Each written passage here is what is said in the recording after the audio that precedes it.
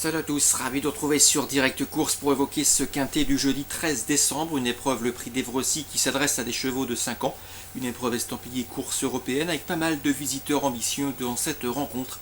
Voici tout de suite mon pronostic. J'ai placé en tête le 14, Tony Boy, un cheval présenté par Jean-Michel Bazir. Il vient de s'imposer devant plusieurs de ses rivaux du jour. C'est un cheval qui sera une nouvelle fois déféré des 4 pieds comme lors de son récent succès.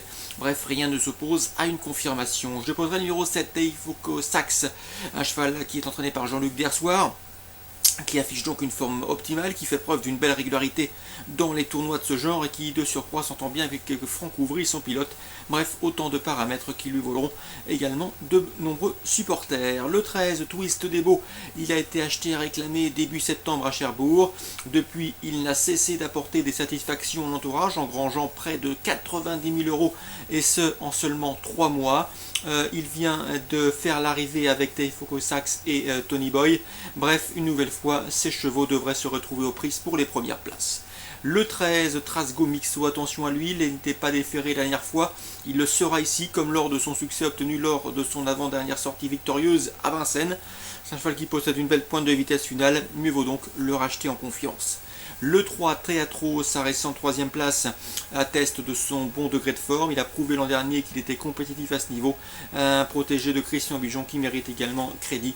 Il a logiquement sa place dans le quintet gagnant. Et ensuite, pour les cotes plus spéculatives, je me méfierai du 16, Global Manhattan, nouveau pensionnaire de Fabrice Soulois, un cheval qui a des titres à faire valoir en Suède. Attention à lui, c'est un fils de Loviou qui semble en mesure de bien faire d'emblée.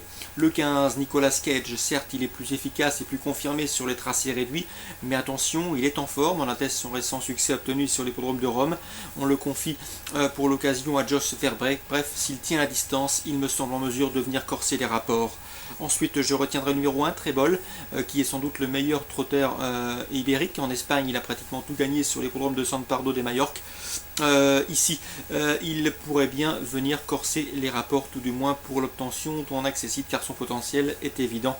Et même s'il n'a pas le métier de notre auteur français, il pourrait bien s'immiscer à l'arrivée d'une rencontre de ce type. Résumé chiffré pour cette épreuve, une épreuve assez ouverte finalement.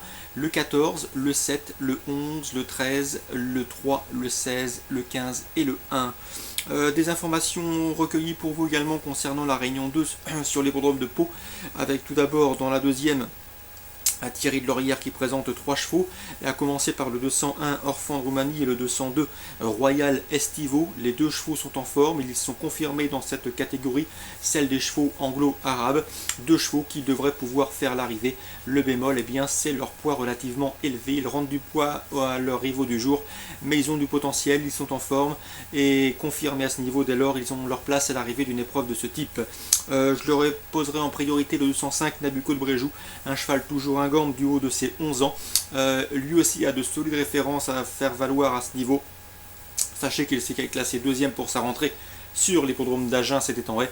Il sera encore beaucoup mieux en steeple, il a prouvé par le passé. A priori, c'est un cheval qui peut parfaitement mettre tout le monde d'accord, et notamment ses cadets. 205, 201, 202. Un peu plus tard au cours de l'après-midi, dans la 7e, Marc Nicolo présente le 706 La Savane. Attention, la jument est revenue au mieux, elle a eu des soucis de santé, c'est fini.